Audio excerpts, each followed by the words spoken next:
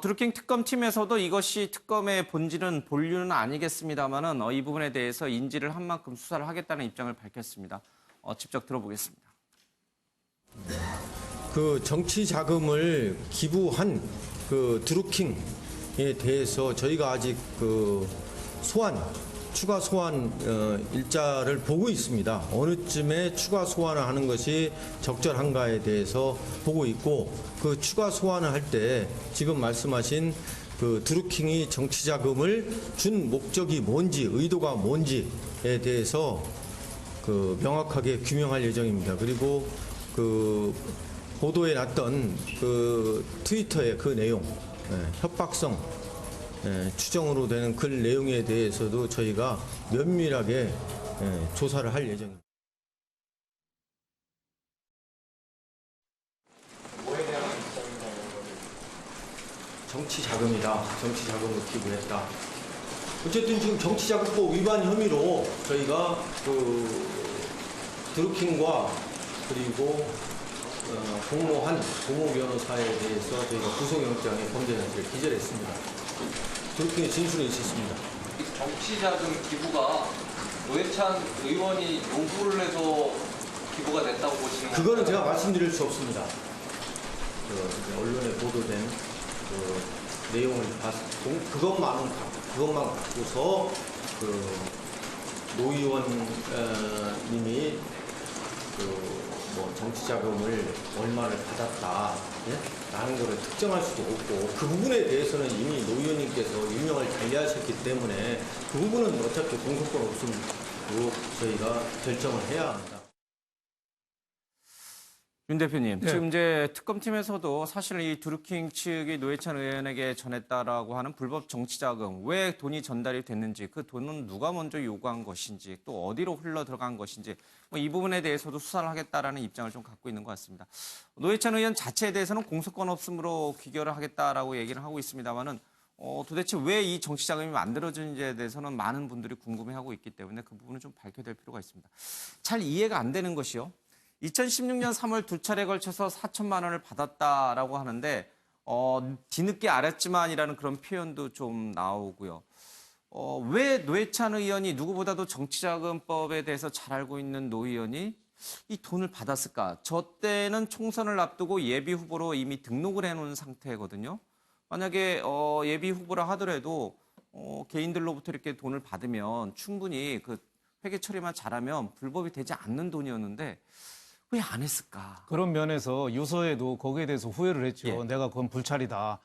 경공모 그 자발적인 지원인 줄 알고 그냥 강연료로도 받고 벌써 4천을 받았는데 그 회계 처리를 잘했으면 괜찮을 텐데 결과적으로는 내 불찰이고 그 정치자금법 위반이다. 뭐 이런 식으로 유서에 써놓은 거는 제가 보기에는 뭐 그렇게 회계 처리만 잘했으면 큰 문제가 안 되는 건데. 당시 지금도 마찬가지입니다만은 이 개인들이 이렇게 주는 정치자금은 회계 처리만 잘하면 불법은 아닌 거죠. 근데 단체로부터는 예비 후보가 받을 수 없나요? 어떻게 돼 있나요? 법상? 받을 수 없습니다. 단체는 아예 안 됩니다. 그렇죠. 그러면 여기는 지금 경공모로부터 받았다라고 하니까 경공모로가는 단체로부터 받아서는 안 되는 돈이었던 거예요. 아니요, 그게 아니고요. 그 경공모 측에, 그러니까 사실은 이제 저 경공모 측에서 돈을 제공할 때 이제 자기들이 모아서 주는 거라고 얘기를 했어요. 그러니까 사실 경공모 회원들의 리스트나 이런 것이 이제 있었으면 이제 문제가 안 되는 거죠. 이제 개인들이 모아서 주는 걸로 이제 처리가 되면.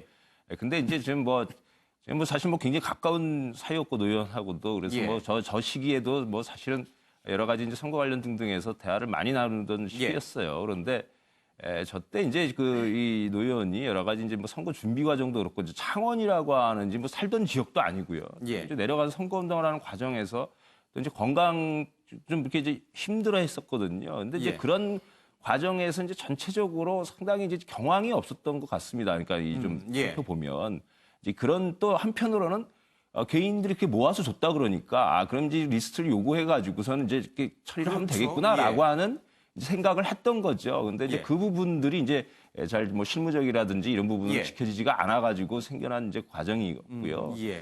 그러니까 경공모라는 단체가 아닌 경공모 회원들 개개인의 이름을 넣어서 회계 처리를 했으면 아무 문제가 되지 않았을 텐데 경공모라고 하는 단체로부터 이 돈을 받게 된 그 과정에서 뒤늦게 후회했다는 얘기가 좀 나옵니다.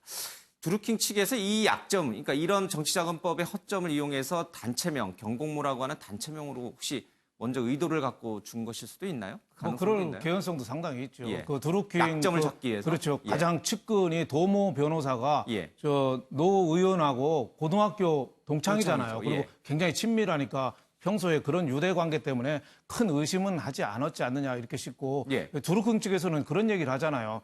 그 총선 때니까 차기 대선에서는 민주당이나 뭐 야당 쪽에서 진보 쪽에서 정권을 잡으면 노회찬 의원이 보건복지부 장관이나 국민연금공단 이사장을 예.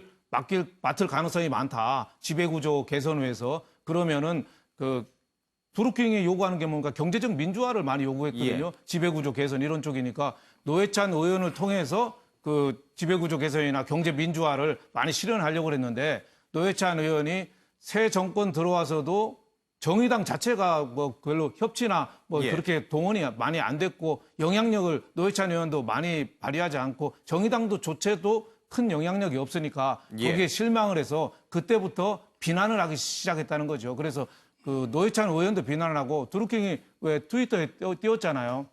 노회찬 의원, 심상정 의원 그리고 김종대 예. 의원을 한 방에 날려버리겠다. 그러니까 뭔가 드루킹은 정치 브로커거든요. 뭔가 이익을 위해서 포섭을 했다가 그만큼 효력이 안 나오고 실망스러우니까 역으로 좀 공격을 한 거죠. 근데 아까 뭐 CG에도 저 박상용 특검보가 나왔습니다마는 그 김종대 의원하고 심상대 의원도 조사를 한다. 그건 뭐 특검에서 당연히 수사는 해야 되지만 조금 많이 나간 거죠. 지금 상중이잖아요. 예. 상중인데 또 수사 얘기가 좀 너무 앞선 것 같고 예. 또 하나는 본류는 드루킹하고 김경수 지사 이쪽이 선거에 얼만큼 활용했느냐가 본류지 정의당은 사실은 예. 본류는 아니거든요. 근데 수사는 길게 보면 해야 되지만 너무 좀 나간 것 같다. 그리고 정의당도 지금 지지율이 높아지는데 표적 수사다. 가만 안 있겠다. 이런 거는 어떻게 보면 예. 정의당의 올바른 태도는 아니다. 이럴 때일수록 투명성 강화를 해서 노력하고 잘못한 거는 반성하고 이렇게 다시 태어나는 모습을 예. 보인다면 정의당은 저는 2당, 3당을 엿볼 가능성도 상당히 예. 있지 않나 이렇게 생각이 됩니다. 네. 어떤 청탁도 없었고 대가를 약속한 바도 없었다라는 유서 내용 그리고 지금 이제 말씀해 주신 여러 가지 맥락 정황들을 좀 묶어보면 물론 굉장히 조심스럽긴 합니다만은 드루킹 측에서 노회찬 의원 쪽에 전략적으로 접근을 했고 그 정치자금법의 여러 허점들을 그대로 약점으로 활용하기 위한 전략도 좀 있었던 것 같고 노회찬 의원이 그것을 간파내지 못하고 철저하게 회계 처리하지 못한 약간 그런 덫에 걸린 듯한 그런 상황?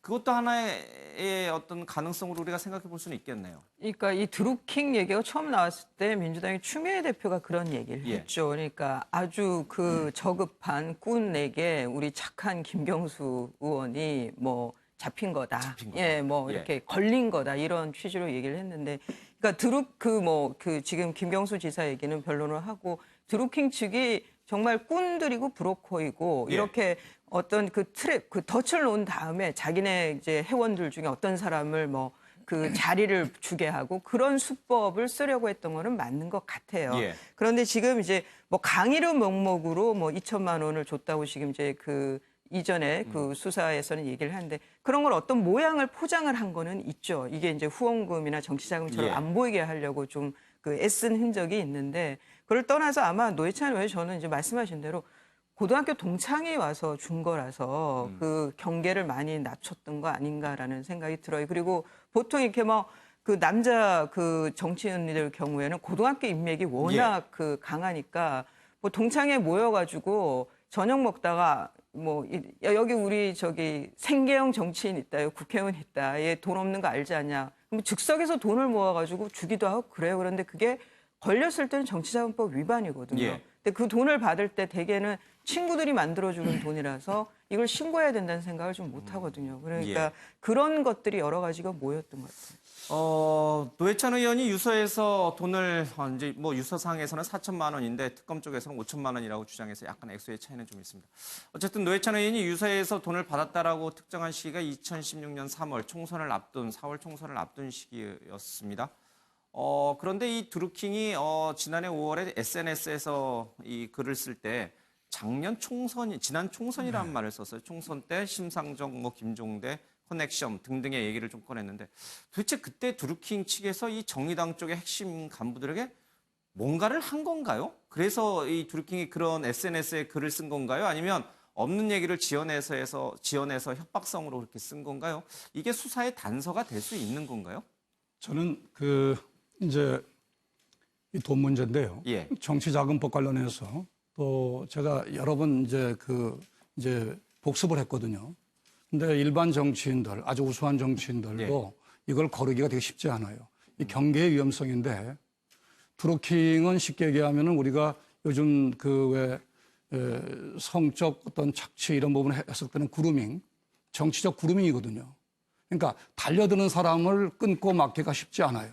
예. 그러니까 여기 원칙이 있어야 필요합니다. 원칙이. 가족이 아니면 받으면 안 돼요. 근데 가족이 아니다. 주변에 오래된 친구도 있잖아요. 예. 그럴 때 이제 빌리는 방법을 취하는데 드루킹은 전형적인 하나의 경제 공동체라는 외면을 떴지만은 내면적으로는 권력의 탐욕이라고 할까요? 예. 권력의 집착. 얼마나 권력을 가지면 얼마든지 경제적인 진보를 할 수 있고 예. 이득을 취할 수 있다는 것들이죠. 근데 이렇게 지능적으로 접근하는 분들인데요. 노회찬 고인한테 제가 이렇게 해석하면 옳을 것 같아요. 노회찬은 창원의 일개 국회의원이 아니고요. 당을 대표하는 대지주예요. 그러면은 지역구에 들어가는 돈은 얼마든지 후원금을 하게 할 수가 있습니다. 그런데 불구하고 중앙당 정치를 하는 게 과연 맑은 정치로만 될 수 있는가라는 현실적인 그런 점이 있었다라는 것을 조심스럽게 이렇게 한번 말씀드리고요. 지금 뭐 예단하기는 어렵습니다만은 노회찬 의원 쪽으로 전달됐던 그 4천만 원, 5천만 원이라고 하는 돈이 뭐 중앙당 쪽으로 흘러갔을 가능성이 아니, 글로 갔다라는 있다, 예단은 이런 아니고요. 예. 분명히 큰 정치를 하는 사람은 우산을 크게 해서 비를 적게 맞잖아요. 예. 그 반대로 우산이 적으면은 비를 많이 맞는 법이거든요. 그러니까 큰 정치를 하다 보면은 드루킹이 주는 돈에 대해서 이걸 어떻게 해소할 것인가 아마 엄청난 고민을 했을 거예요. 고인께서. 제가 알겠습니다. 뭐 예. 파악하기로는 뭐 중앙당이나 등으로 이렇게 이제 들어갔거나 그런 일이 있었던 것 같지는 않고요. 예. 뭐 개인적인 부분으로 어떻게 뭐 관계가 또 있었는지는 모르겠습니다만 예.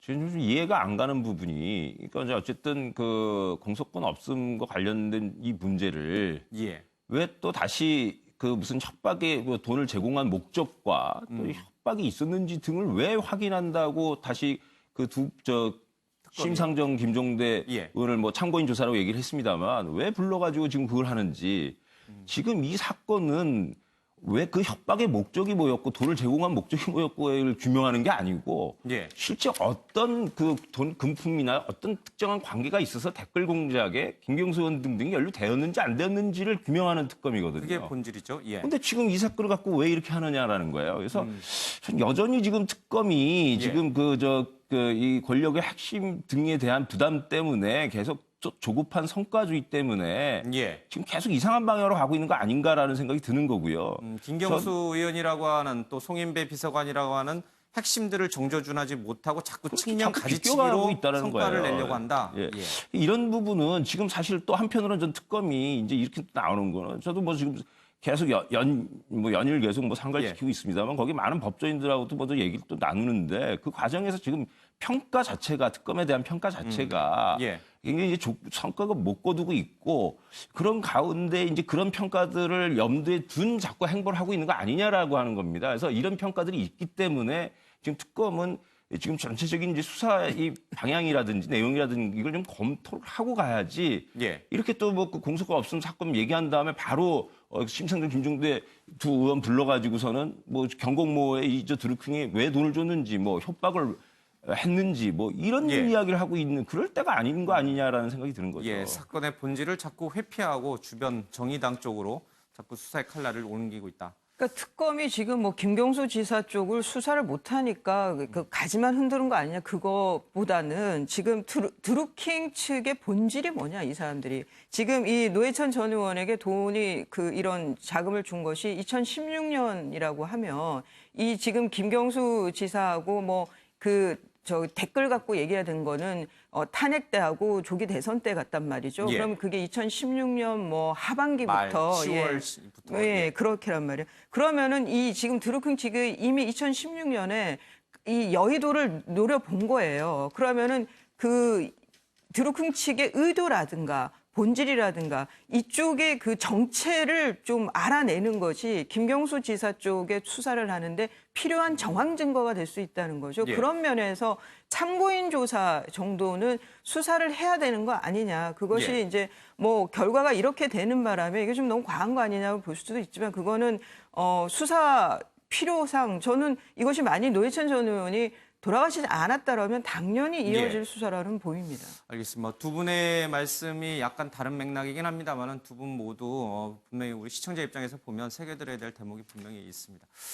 알겠습니다. 이 두루킹과 관련된 또 김경수 의원 또 앞서 얘기했던 이제 노회찬 정의당과 관련된 여러 가지 얘기들이 복잡하게 좀 얽혀 있긴 합니다만은 하나하나씩 좀 정리해 나가는 것도 좀 필요해 보입니다.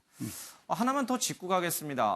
어제 인터넷에서 굉장히 좀 논란이 많이 됐는데 사실 누군가의 죽음을 놓고 잘잘못을 평가할 수는 있습니다만은 조롱하거나 희롱해서는 안 되거든요. 그 돌아가신 분이 아무리 뭐 본인 마음에 들지 않더라도. 자, 그런데 우리 사회에서 그런 일들이 좀 벌어진 것 같습니다. 그것도 유력 정치인의 보좌관이 그랬다는 것 자체가 굉장히 좀 충격을 줍니다. 조원진 대한애국당 대표의 보좌관이 이 잔치국수를 먹는, 그러니까 과거 노회찬 의원이 박근혜 전 대통령 탄핵 때 아마 이제 그런 SNS를 올린 것을 그대로 패러디해서 했는데 이 행위에 대해서는 어떻게 보십니까? 아주 수준이 떨어지는 거죠. 우리나라 정치인들 수준이 예. 그 정도밖에 안 되나. 이렇게 저는 아주 한심해서 혀를 끌끌 찼는데 예. 옛날에 뭐 노회찬 의원이 그 탄핵 통과될 때 이제 잔치국수 먹는 그 모습을 그 SNS에 올렸다고 그래요. 예. 그걸 그대로 보복하듯이 그 예. 조원진 의원의 그 보좌관이 예. 그 똑같이 잔치국수 먹는 사진을 올렸다는데 예. 그건 어떻게 보면 고인의 죽음에 대한 예우도 아니고 예. 그건 있을 수가 없는 얘기죠. 그 마지막까지 노회찬 의원이 예. 그 다른 데도 아니고 동생 사는 아파트에서 예. 또 90 넘은 노모가 입원했는 병원 들렸다가 동생 사는 아파트에서 배를 누르다가 안 누르고 거기서 이제 선택한 거는 마지막까지 고민을 많이 했던 거 아니에요? 예. 자기가 어떻게 보면은 정치 자금이라고 해서 참 고등학교 동창 소개로 좀 받았는데 고등학교 동창이 얼마나 그 이무로운 사이예요. 예.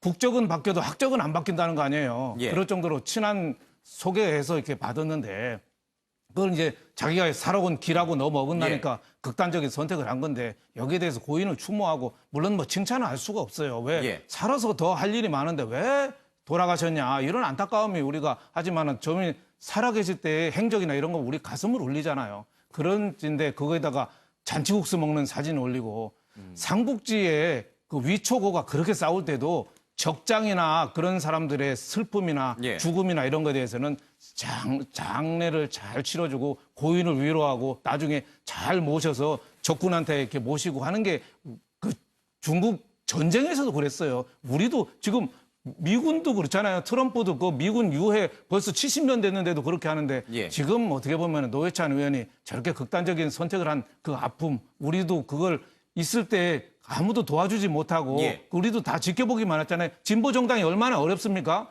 민주당에서는 당연히 따라오는 아류나 이중대 정도로 생각할 테고 보수당에서는 아예 상대하지 못할 이단화로 취급을 하는 어떻게 보면 외로운 길을 걸어온 사람인데 저렇게까지 잔치국수 먹는 예. 죽음 앞에서 한다는 거는 제가 보면 정치 도의상 있을 수도 없고 물론 뭐 보좌관이 예. 사과는 했지만은 그 사과할 정도로 끝날 일이 아니라고 저는 봅니다. 예. 사망일인 7월 23일을 매년 좌파 척격 기념일로 지정하겠다. 뭐 이런 얘기를 했습니다. 태극기 집회 자주 나가시는 분들 또 대한애국당에 계신 분들은 노회찬 의원의 죽음을 어떻게 받아들이고 있을까? 우리 일반인들이 받아들이는 것과는 정말 사뭇 다르게 저렇게 받아들이고 있는 것인가? 제가 만나는 보수층의 분들은 그냥 좀 합리적인 사람으로 보였는데 뭐 노회찬 전 의원을 직접 뵌 분들은 예. 없었으니까 좀 합리적으로 보였는데 사람 좋아 보였는데 그렇게 평가를 그 돈 가지고 꼭 그런 선택을 했느냐 뭐 이런 말씀들 하시지 그걸 저렇게 조롱거리로 삼지는 않죠. 이거는 다른 뭐 그 어떤 진보 정치인들의 위선이라든가 이중성하고는 좀 평가가 다른 것 같습니다. 예. 참 안타깝습니다. 예, 아직도 이런 분위기가 있다는 것이.